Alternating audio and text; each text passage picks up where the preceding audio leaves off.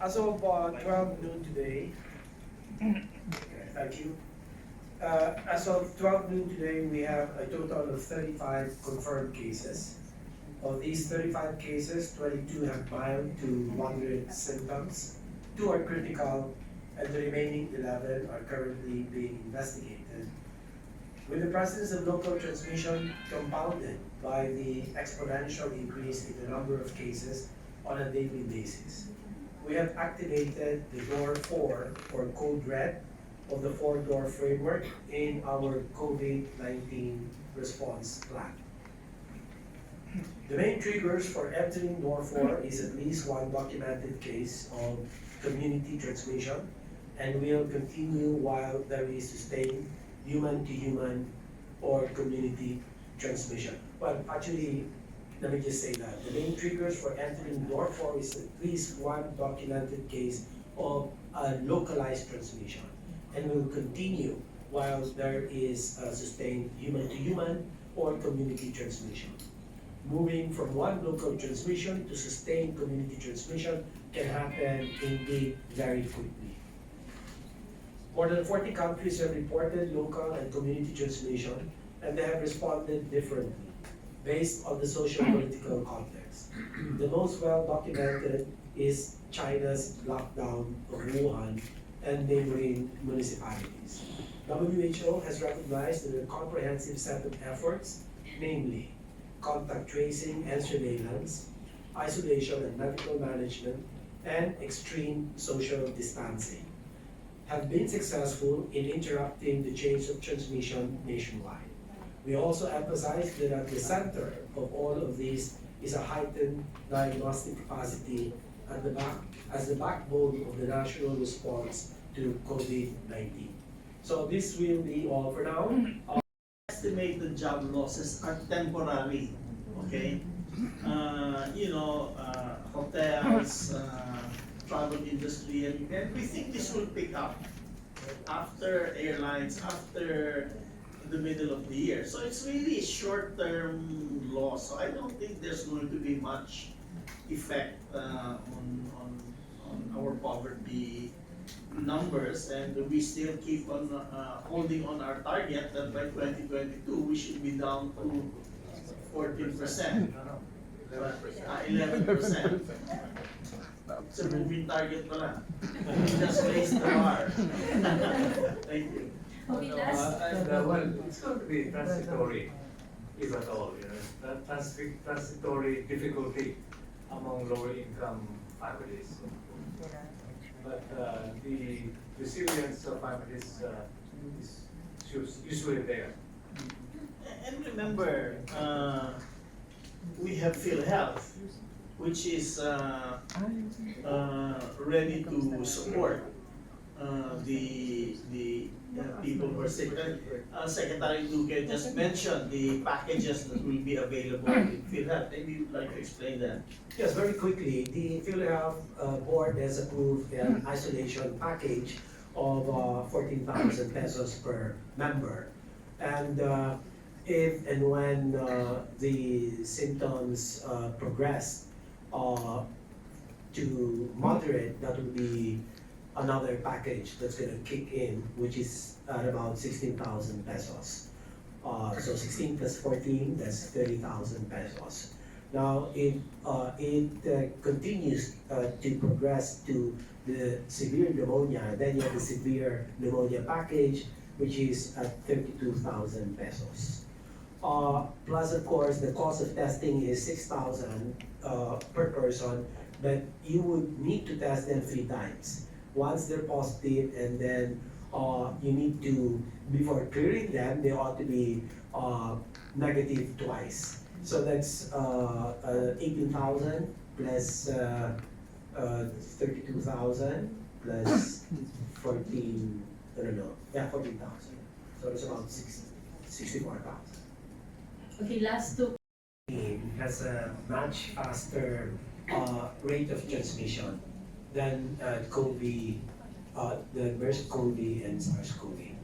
But however, thankfully, it is not as severe as SARS where the case fatality rate is at 10%. Whereas MERS-CoV's case fatality rate is 36%, really deadly. So we're lucky in a sense that even if COVID-19 transmits more quickly, the severity is certainly much, much less than the two other members of the coronavirus family. That is really the bedrock assumption that we have to make. And so far, we have figured that from past experience, like the SARS, it lasted around 7 months. Okay, so there's nothing else we can go with. And let's say, okay, let's say it lasts 7 months, from December to July, or around the middle of the year. No, it's actually started in December. So that's more or less what we are assuming. But you know, if it goes until the end of the year, all bets are off. But again, I think the most reasonable assumption is that somewhere around the middle of the year, you should see a return to full normalcy already. Thank you. For the flexible work arrangement, it means that workers would undergo a reduction in the number of days and also in the number of hours, or they can also be rotated. And there will also be like implementation of forced leave, so they have to make use of their leave credits. In terms of the projection, we go by the estimates of NEDA, and hopefully dun lang tayo sa lower assumption na 30,000, because for records of the Department of Labor and Employment, the highest displacement that we monitored was during the US meltdown, and it not even went to like 90,000 as have been mentioned in some news items. Thank you. After when the Yes, I think it's a big help that the fact that all areas outside Wuhan and Hubei are normalizing. Take note that the percentage of our trade, Philippine-China trade, coming from Hubei is only 1%.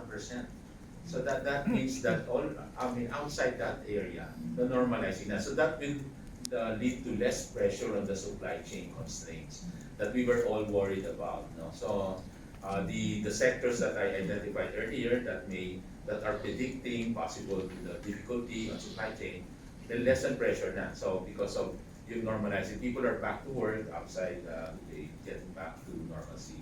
So that's really good. and last question for line of between 0.2 to 0.8 percentage points on the remittance growth for the year. And for a reference, our baseline number before the emergence of COVID is 3% growth of remittances. Now, the assumptions that went into that would be that this took into consideration the temporary ban of deployment of workers into the affected countries, China, Hong Kong and Macau, and also in Taiwan. Now, it can be noted that, for example, for mainland China,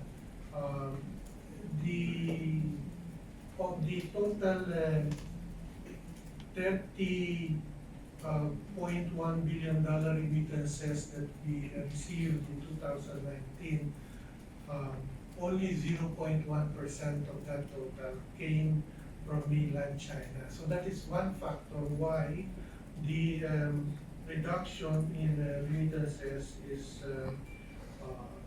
still quite small. Now, again, our previous experience has shown that remittances can be quite robust. Again,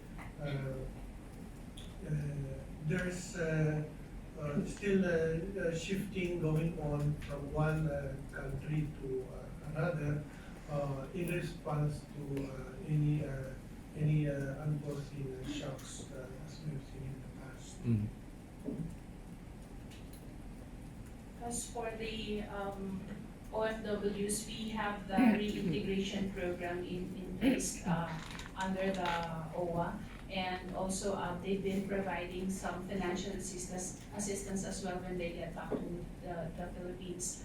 As for the workers in the local employment, we're looking at providing some adjustment measures program, including livelihood, reintegration services, going back into the economy, active labor market program. So there will also be training and facilitation of employment to other sectors.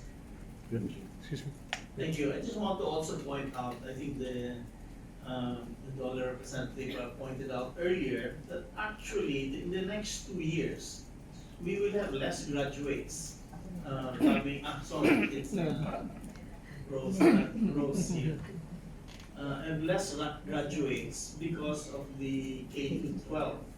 So that would be downward pressure on the number of workers available, new workers available. So if at all any workers are sent back to the Philippines, there will still be jobs, I think, that will be waiting for them. Yeah, but there have been reports of workers in Hong Kong being shut off their employers because of the fear of their bosses for the nCoV virus. How would you care to react to that condition as reported by the South China Morning Post? I'll leave that to the Sorry, we don't have that currently in our report, but it says here that there are some OFWs, about 40 of them, who have been terminated already. Okay. Questions? Yes, Bernadette. Bernadette from GMA.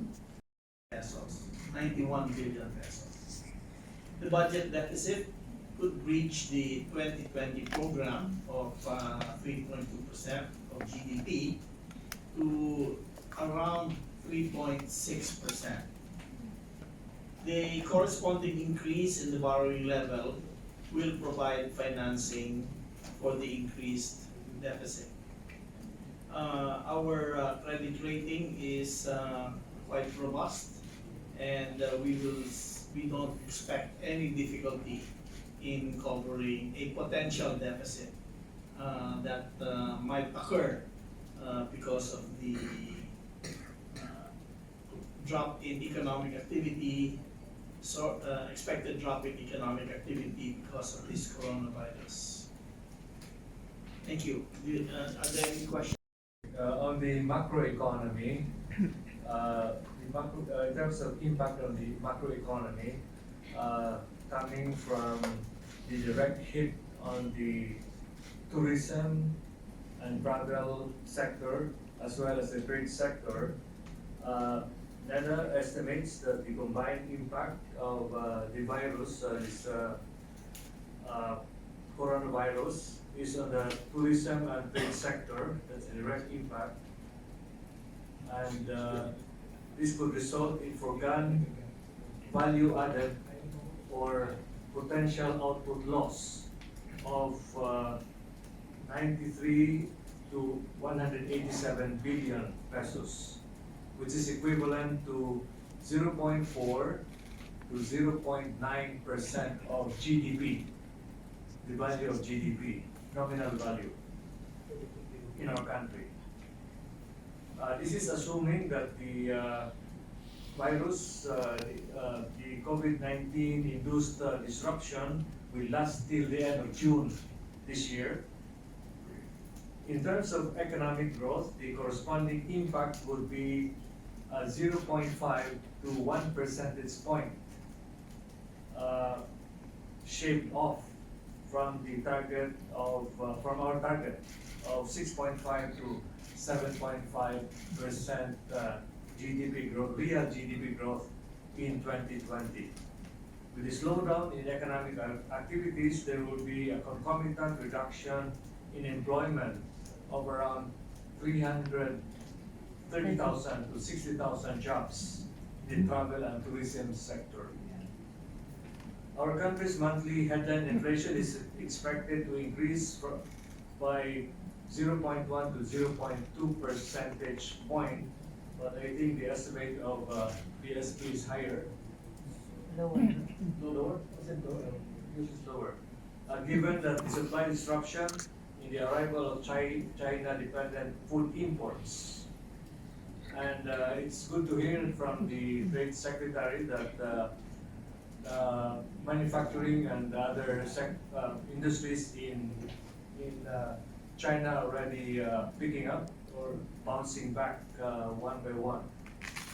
The estimated decline in GDP can increase the national government budget deficit to 3.3%,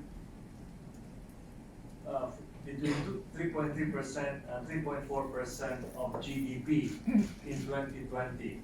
But I think this is an estimate. It's likely to hit 3.6%, according to our discussion during the meeting earlier this afternoon. And this will be rather high compared with our desired rate of 3% maximum. Mitigating measures. The proposed responses to COVID-19 are in 3 phases. Phase 1, the response focuses on public health measures to minimize the duration and contain the spread of the virus. In phase 2, measures will seek to rebuild confidence in the economy once it is safe for people to resume normal activities, outlining measures such as vigorously promoting domestic travel and tourism, as already mentioned earlier, and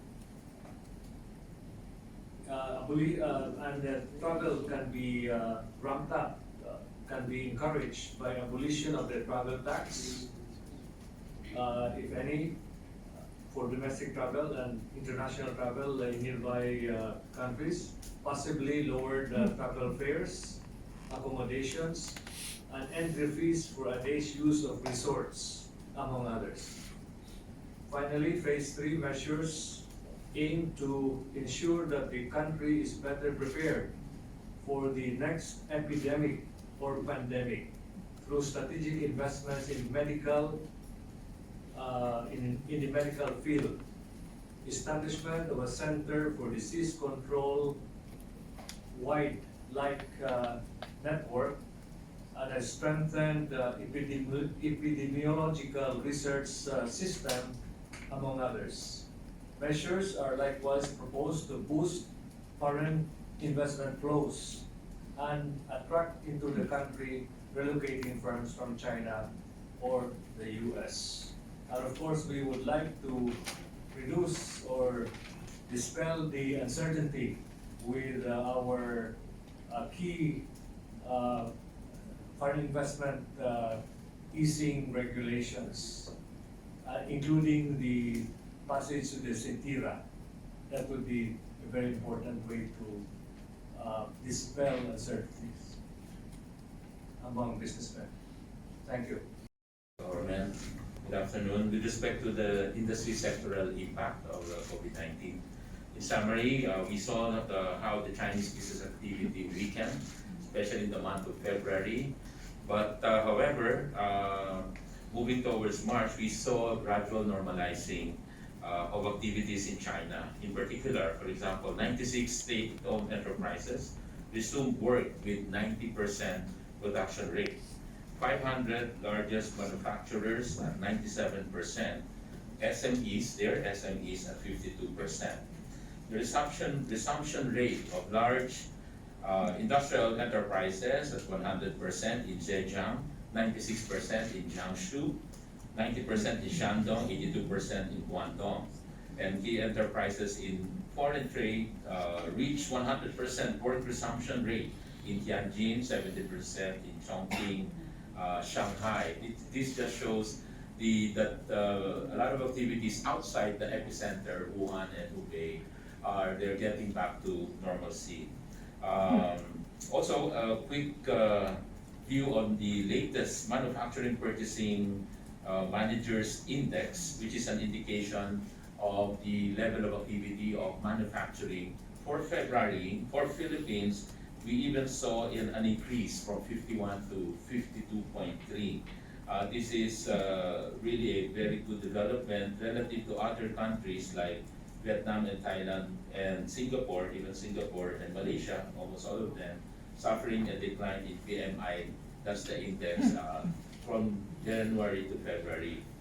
On the per industry on the ground, we've looked at several sectors, but in summary, we can group them into two sectors with reports of no negative impact, and sectors, of course, with reports of negative impact. When we say with negative impact, basically we're talking of sectors where companies would have inventories of 2 to 3 months, but they are starting to experience delayed delivery, especially those coming from China. However, these are the same companies, coping mechanism is to look for alternative suppliers. And that, of course, they also expect sales to be affected. So this would be in the industries like aerospace, airlines, of course, tourism, auto parts, bananas, biscuits, karajinan, electronics, footwear, furniture, iron and steel, pharmaceuticals, plastics, processed fruits, textile and garments. And for sectors with reports of no negative impact would be appliances, chemicals, copper, and steel is also mentioned here in the sense that their demand is still increasing because their prices actually have relatively gone down. Because the overall demand is reduced, but in the Philippines, of course, because of build, demand continues. But their prices are going down, copper and steel. Leather, no impact, printing, and then of course the sunrise industries now will be virgin coconut oil and other organic products because of the perceived benefits to increasing immunity. Actions taken by government and others still to be taken. We have started to provide assistance in getting alternative suppliers. For example, suppliers of billets from China can now be supplied from Russia. Textiles also for our garments industry from Pakistan and Indonesia, so aside from China. Efforts also to promote Philippines as a complementary host country, so we'll continue our investment promotion effort. We would also diversify export markets, looking into non-traditional markets and export products, non-traditional export products, and also support on logistics, providing ease of movement of people and cargoes.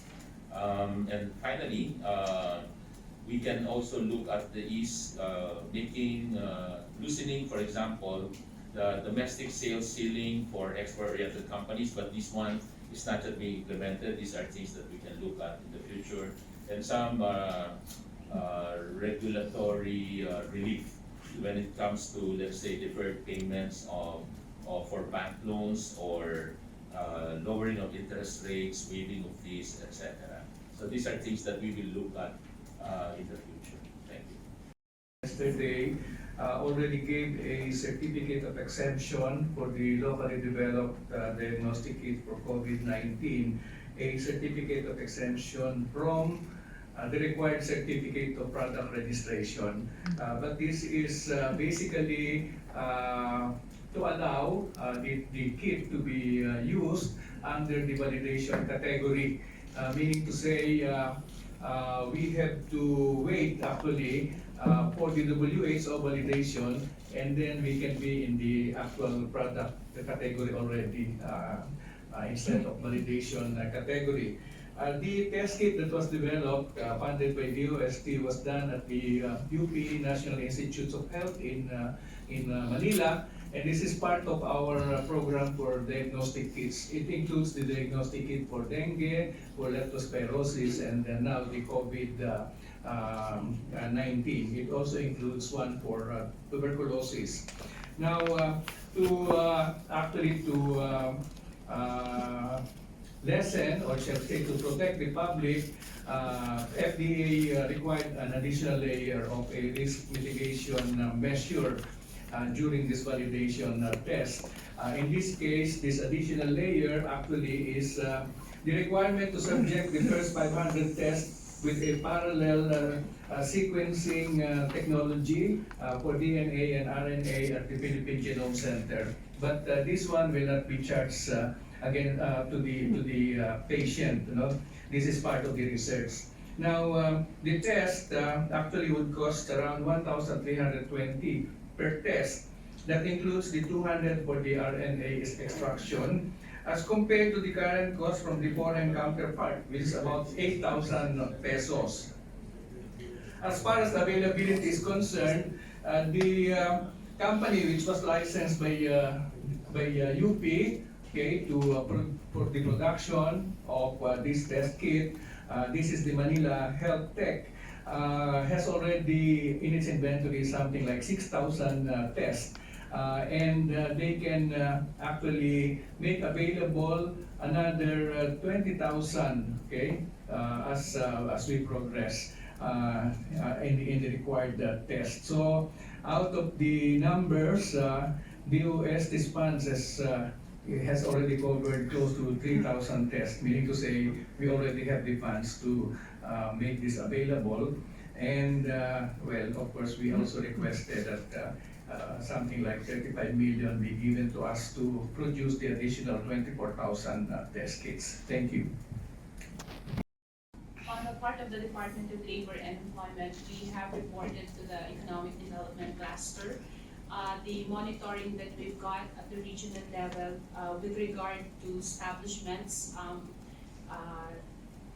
doing some flexible work arrangements. So there are 66 establishments covering 4,735 workers who reported to be implementing the flexible work arrangements and temporary closure.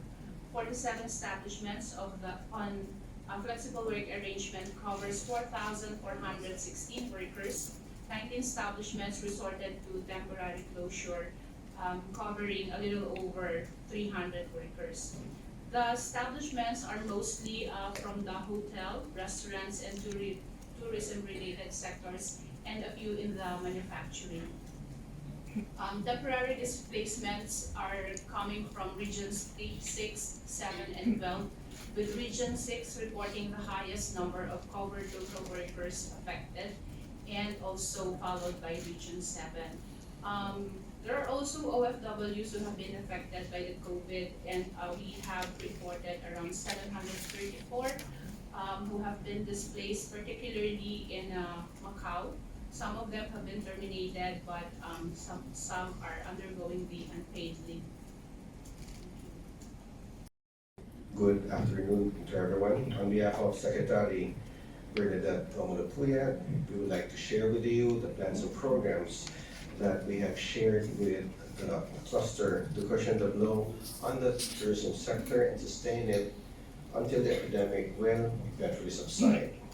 So the private sector has shown great support to our endeavors, and a few weeks ago, Air Asia, Central Pacific, and Philippine Airlines started rolling out discounted flights around the country, and we hope that these promos culminated as the largest sale that they had in recent history. More so, DOT accredited hotels and resorts have also been lowering their prices from 30% to 70% of published and online rates in order to be competitive with our neighboring Southeast Asian countries. Tour packages are also 70% discounted right now. To strengthen the partnership between the private sector and the Department of Tourism, the Department of Tourism will be allocating 6 billion pesos, which will span from environmental cleanups, including our beaches, infrastructure, and regional tourism development. For our direct support to the private sector, the DOT will waive the participation fees for international travel and trade fairs. The DOT is also working with the DOTR and the Civil Aviation Authority of the Philippines through a convergence program that we call ILIFI, Institutionalized Leveraging Infrastructure Program for Airport Development.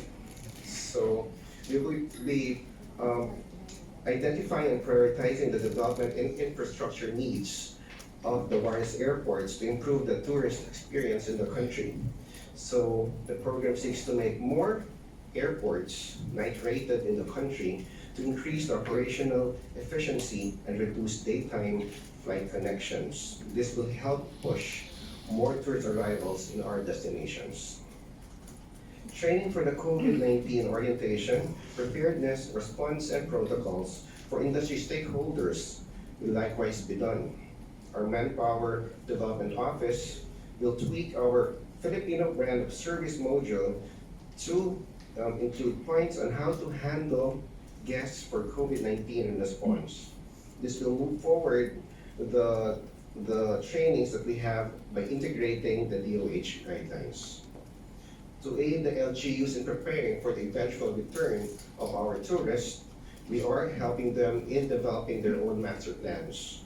So this will ensure that all future tourism developments in their area will contribute towards creating a resilient and sustainable destination. Furthermore, we have allocated funds for resilient infrastructure development. Namely, we will be funding the sewage treatment plants for Coron, and at the same time, the sewage treatment plant for Puerto Galera. So these are the programs that the Department of Tourism has proposed, and we will be implementing them this year.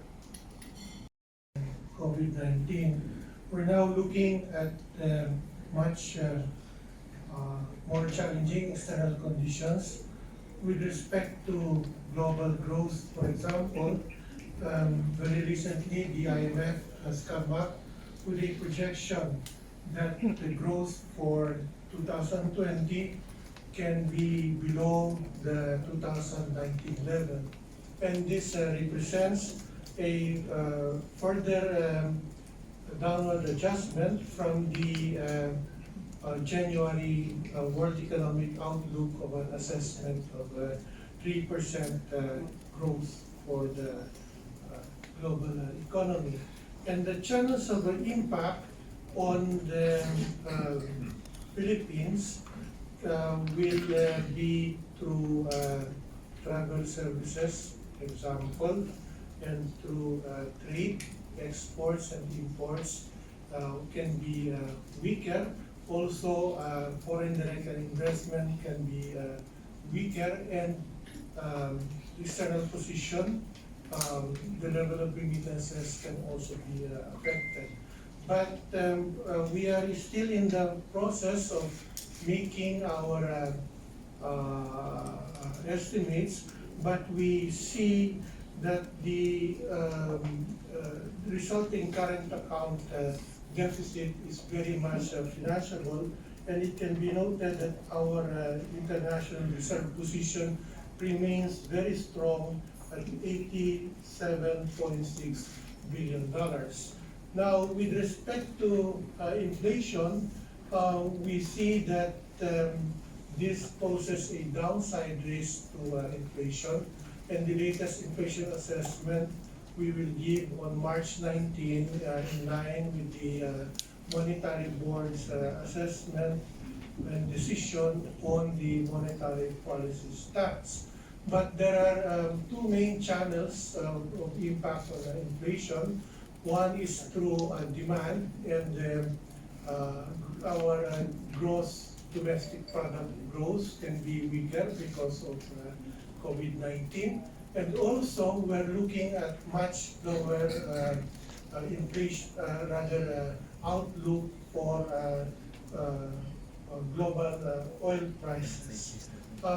It can be noted, moreover, that the 25 basis point cut on the policy rate in February was already a preemptive move to support the domestic economy amid external headwinds, and at the same time, there is ample liquidity given previous cuts in the reserve requirements.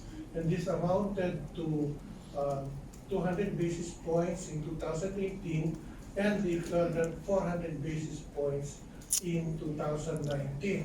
Moreover, in the case when there is a further need to support financial markets, there is a menu of options available to the BSP, and these were the options that we essentially adopted during the global financial crisis. And these include the dollar liquidity measures, including the continuation of the US dollar repo facility to assist banks. Any banks, should there be any dollar liquidity needs, the continued promotion of the use of banks hedging facilities to help domestic firms manage foreign exchange risks, and the adjustment of the budget for the exporters' dollar and yen rediscounting facility. On peso liquidity measures, we can look at the adjustment of terms of access to the BSP rediscounting facilities, also looking at the maturity of BSP lending instruments. Moreover, there is a possibility of regulatory forbearance in the event of excessive capital outflows. And it can be noted that actually the BSP has decided to provide regulatory relief to the banking sector through several different measures, and this would be on a case-to-case basis. Thank you, Mr. Chairman. And the approved, has recommended the approval of an additional funding for COVID-19 responses for the DOH of 2.92 billion pesos. This will be used for additional testing, augmentation of contact tracing and surveillance, and additional personnel protective equipment for health workers at the national and local levels. We'll also fund isolation packages for patients who will be admitted for COVID-19, and this will be covered by PhilHealth. On the impact of COVID-19 to the country's economy and fiscal position, the respective agencies are here to report the possible scenarios that could happen if the outbreak would last until about the middle of this year. So we will start with the BSP.